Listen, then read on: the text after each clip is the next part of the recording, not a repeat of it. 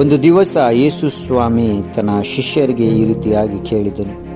ಜನರು ನನ್ನನ್ನು ಯಾರು ಅನ್ನುತ್ತಾರೆ ಎಂದು ಕೇಳಿದಾಗ ಆತನ ಶಿಷ್ಯರು, ಸ್ವಾಮಿ, ನಿನ್ನನ್ನು ಕೆಲವರು ಸ್ನಾನಿಕನಾದ ಯೋಹಾನನು ಅನ್ನುತ್ತಾರೆ, ಕೆಲವರು ಎಲಿಯನು ಅನ್ನುತ್ತಾರೆ, ಇನ್ನು ಕೆಲವರು ಪ್ರವಾದಿಗಳಲ್ಲಿ ಒಬ್ಬನು ಅನ್ನುತ್ತಾರೆ ಎಂದು ಹೇಳಿದರು.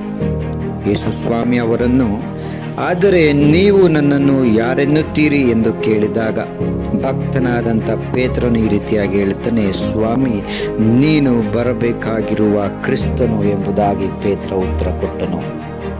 ಪೇತ್ರನಿಗೆ ಬಹಳ ಚೆನ್ನಾಗಿ ಗೊತ್ತಿತ್ತು, ಯೇಸುವೇ ನಿಜವಾದ ದೇವರು, ಆತನೇ ಈ ಲೋಕಕ್ಕೆ ಬರಬೇಕಾದ ಕ್ರಿಸ್ತನು ಮತ್ತು ರಕ್ಷಕನು ಆಗಿದ್ದಾನೆಂಬುದಾಗಿ ಪೇತ್ರನು ಬಹಳ ಚೆನ್ನಾಗಿ ಅರ್ಥ ಮಾಡಿಕೊಂಡಿದ್ದ.